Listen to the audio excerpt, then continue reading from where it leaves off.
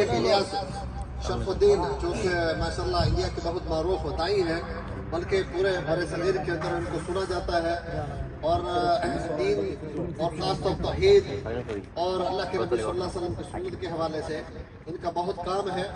میں ان کو دعوت دیتا ہوں کہ وہ آپ کے سامنے جو ہے یہ رمضان کے حوالے سے اور رمضان کے کیا مقاصد ہے اس کے حوالے سے وہ آپ سے گفتگو کریں۔ جناب شیخ الیاس شرف الدین صاحب۔ الحمد لله وحده والصلاة والسلام على من لا نبي بعده وعلى آله وأصحابه أجمعين فأعوذ بالله من الشيطان الرجيم بسم الله الرحمن الرحيم شهر رمضان الذي أنزل فيه القرآن هدى للناس بينات من الهدى والفرقان۔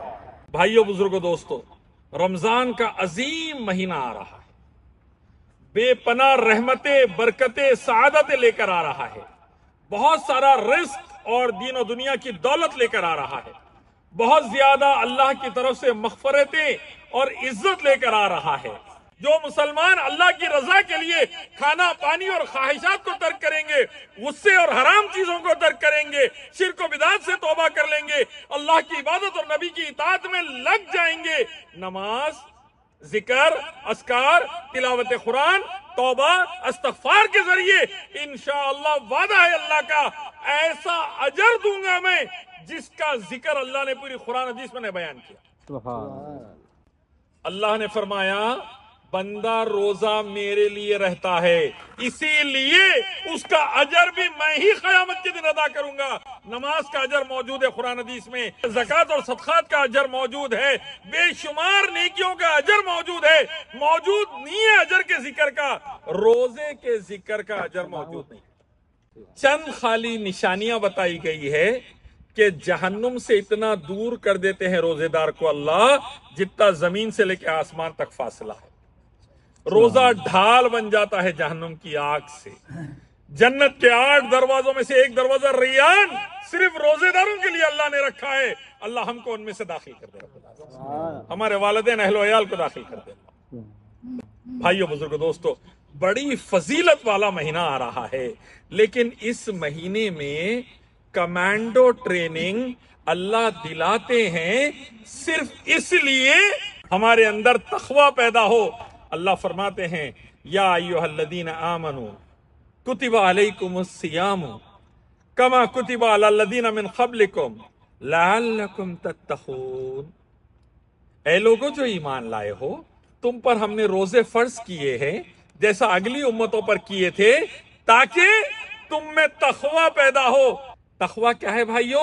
تقوی کے معنی ہیں اللہ سے ایسی محبت کہ ہر گناہ سے بچے اللہ کے لیے اور نیکی میں آگے بڑھتا چلے جائے اللہ کے لیے انشاءاللہ۔ یہ ہے تقوی، God consciousness, piety, worshiping Allah alone, obedience to Muhammad sallallahu alaihi wasallam, observing fasting, observing salah, observing charity and making sure Allah gets pleased on the day of judgment۔ ایسے نیک اعمال کہ اللہ قیامت کے دن راضی ہو جائے رب العالمین، اسی کی عبادت۔ عبد اللہ واجتنبوا الطاغوت، شرک سے توبہ، یہ ہے تقوی۔ انشاءاللہ اس پر کوشش کریں گے بھائیو، انشاءاللہ۔ صحابہ اکرام کا نے پیسہ نہیں تھا، حکومت نہیں تھی، عزت پر حملے ہوتے تھے، جان و مال محفوظ نہیں تھی، پریشانی مشکلات کا دور چل رہا تھا۔ صحابہ اکرام کے بارے میں حضرت عمر فرماتے ہیں ہم ذلیل ترین لوگوں میں سے ہوا کرتے تھے، اللہ کے دین سے جڑے، اللہ کے دین کی وجہ سے تقوی آیا، آگے بڑھے نیکی میں، اللہ نے عزت دار لوگوں میں شمار کر دیا۔ سبحان اللہ۔ یعنی عزت دار، ترقی، کامیابی، سلامتی، عافیت، خیر، رزق، دولت، حکومت، جو نعمت دنیا آخرت کی چاہیے وہ تقوی سے ملتی ہے میرے بھائی۔ رمضان کا مطلب بھائیو اکثر لوگ کیا سمجھ گئے، فجر سے لے کے مغرب تک بھوکا پیاسا رہو، بعد میں جو ہوتا مزے کرو۔ یہ نہیں ہے رمضان۔ رمضان کا مطلب ہے آپ کی، ہماری نفس کی اور روح کی ایسی ٹریننگ کہ ہم نیکیوں کے عادی بن جائیں، گناہ سے دور ہو جائیں۔ اب میں تقوی کے فائدے گنانا شروع کرتا ہوں۔